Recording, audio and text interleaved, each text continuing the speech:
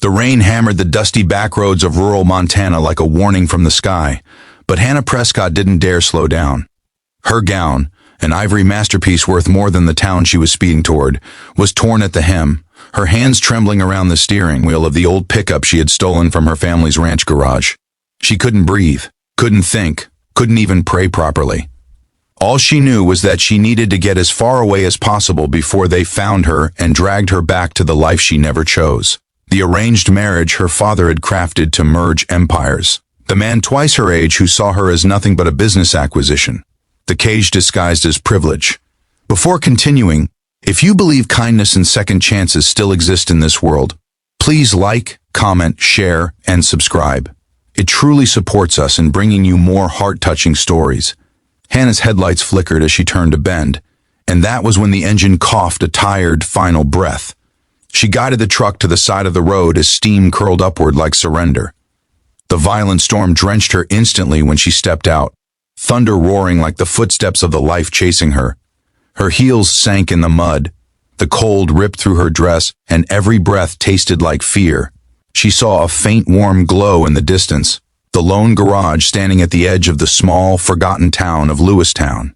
It was the only sign of life for miles, and with her heart quaking, she ran toward it. Inside the garage, Marcus Hale, a grease-stained mechanic with worn jeans and a gentle face carved by years of quiet struggle, was locking up for the night. Marcus had grown up in this town, the kind of place where dreams were luxuries people couldn't afford. Life had been unkind to him, but had never hardened him. He carried his past like a scar he refused to let define him. His mother had raised him alone until her illness took her away too soon, and since. Then Marcus had lived paycheck to paycheck, fixing engines in a shop that barely stayed open. He never expected anything extraordinary to cross his path. But then a soaked woman in a destroyed wedding dress stumbled into his garage like a fallen angel dragged through a storm. Even in that disheveled state, she had a presence, eyes filled with both terror and determination, posture wavering between collapse and courage. She looked expensive even while ruined. Marcus didn't know how someone like her ended up here, but something in her trembling made him push aside every question. Without hesitation, he locked the door behind her, shutting out the storm and whatever darkness was chasing her. Hannah could barely speak, but when she finally steadied her breath, she told him only that she needed help, she needed to hide, and she couldn't return home.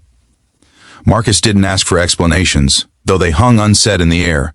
He simply took off his flannel jacket and draped it over her shoulders, offering her the only warmth he had. He led her gently to the small break room, gave her a towel, and heated a pot of instant soup. She watched him, this stranger who owed her nothing, move with such quiet compassion that it struck her deeply. No one in her world ever gave without expecting something in return. As the storm raged through the night, Marcus let her sleep on the cot in the storage room while he worked on the broken truck. Hannah couldn't close her eyes for long, the memories of her life pressing against her like heavy hands. The Prescott family was synonymous with American wealth, billionaires, landowners, investors. Her last name opened doors around the world, but none of them led to freedom. Her father's empire had consumed her life, shaping her future into a business negotiation. And now she had ruined everything by running away. Morning broke with a pale gold light streaking through the dusty windows of the garage. Hannah woke to the smell of coffee and the soft murmurs of Marcus humming as he worked. For the first time in years, she felt something she could barely recognize: safety. He told her the truck needed major repairs, but she could stay until it was ready. He didn't mention her torn dress, didn't pry into her past, didn't judge her for showing up like a ghost in the night. He simply treated her like a human being. And to Hannah, that was a miracle. Over the next few days, she learned pieces of his world, the simplicity, the struggles, the quiet beauty. He gave her a spare set of clothes from the lost and found bin, made her scrambled eggs in the morning, and played old country music while fixing engines. He told her about the diner down the street with the best blueberry pie, about the mountains he hiked as a kid with his mother, about the stars that looked closest in the cold Montana nights. Hannah listened like a starving soul discovering what life could have been. She found herself helping around the garage, handing him tools, wiping down tabletops, listening to the ache behind his laughter. She hadn't worked a day of physical labor in her life, but every simple task felt grounding, real. And Marcus, with his kind eyes and quiet strength, slowly became the first person she had genuinely trusted in years. Meanwhile, back at her family's mansion in Denver, chaos was unfolding. Helicopters, security teams, media speculation, the runaway billionaire heiress became national news overnight. Hannah's father was furious, her arranged fiancé humiliated, and investigators were combing the entire country. Hannah had no idea how close danger was creeping, but solitude was fragile and fate was unforgiving. On the fourth evening, as the orange sun dipped behind the mountains, a black SUV slowly patrolled the outskirts of town. Hannah recognized the insignia on the back, a private security unit her family used. Panic sliced through her. Marcus noticed instantly, stepping closer, his brows tightening as he asked if she was okay. For the first time, she told him everything. Not with pride, not with entitlement, but with trembling fear and tears she could no longer hold back. She told him she wasn't just running away from a wedding. She was running away from a contract, from a loveless life, from a man who treated her future like a trophy. She told him she didn't want the money, the empire, or the expectations. She just wanted to breathe. Marcus listened without blinking, absorbing the truth with a level of grace she wasn't prepared for. When she finished, he didn't step back. He stepped closer. He hid her in the garage basement that night as the SUV circled again, this time slower. Hannah watched Marcus stand at the entrance, arms crossed, acting as though nothing was unusual. She realized then the gravity of what he was doing, risking everything for her without knowing what she truly meant, without expecting anything in return.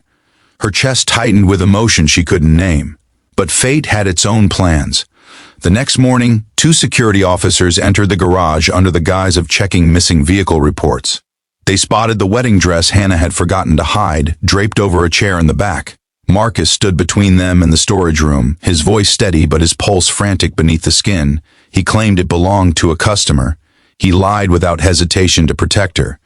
But when one of the officers recognized the label sewn inside, custom made for the Prescott family, they pushed past him. Everything shattered in seconds.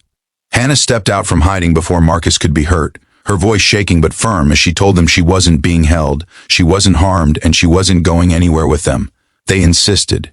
She refused. Marcus moved closer, ready to shield her again, but she placed a trembling hand on his arm and whispered for him not to get involved. The officers escorted her out, as though she were property being reclaimed. Hannah looked back over her shoulder. At Marcus, the man covered in grease, standing in the doorway with heartbreak painted on his face. She felt something tear inside her, something deeper than fear, something far more painful than losing freedom. She was losing the first genuine connection she had ever known. Back in Denver, the world became a cage again. Reporters swarmed, her father scolded, her fiancé sneered, and board members whispered about public image. Days turned into weeks. They took her phone, restricted her movements, and prepared a new wedding date. But they couldn't silence her spirit anymore. Marcus had awakened something in her, a truth she couldn't unsee. On a cold morning, about a month after her forced return, her father announced a press conference to restore the Prescott reputation. Hannah stood beside him on stage, cameras flashing, microphones pointed like weapons. Her father began his rehearsed speech, but Hannah didn't hear a word. She heard only Marcus telling her, "You choose your life, no one else." And right there, in front of the nation, she stepped forward, took the microphone, and shattered the chains in one breath. She announced she would not be part of a business merger disguised as a marriage. She declared her right to choose her future. Her father's face flushed with fury, but the crowd erupted in disbelief. Within hours, Hannah left Denver again. Not in a gown this time, not running, but walking freely, dressed in simple clothes, carrying nothing but hope. She drove straight to Lewistown in a brand new but modest car, not wanting to overwhelm Marcus with her wealth. When she pulled up to the old garage, he was under a truck, humming that same tune he always hummed.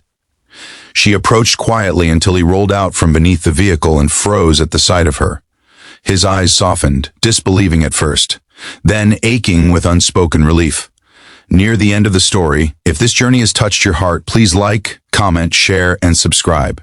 It helps more than you know. Hannah stepped closer, tears building as she whispered that she had chosen her life. and she hoped that life still had space for someone like him in it. Marcus didn't say anything he didn't need to. He simply pulled her into his arms, and for the first time in her life, Hannah felt what freedom really was. Not the absence of chains, but the presence of someone who saw her, truly saw her, beyond everything she carried. Before the ending, please comment below, would you have helped a stranger the way Marcus did? And as the sun settled over the Montana mountains, painting the sky in golden fire, Hannah and Marcus stood together at the entrance of the garage, two souls from opposite worlds, finding home in each other, proving that love isn't built on wealth or status, but on kindness, courage, and the brave decision to choose a different path.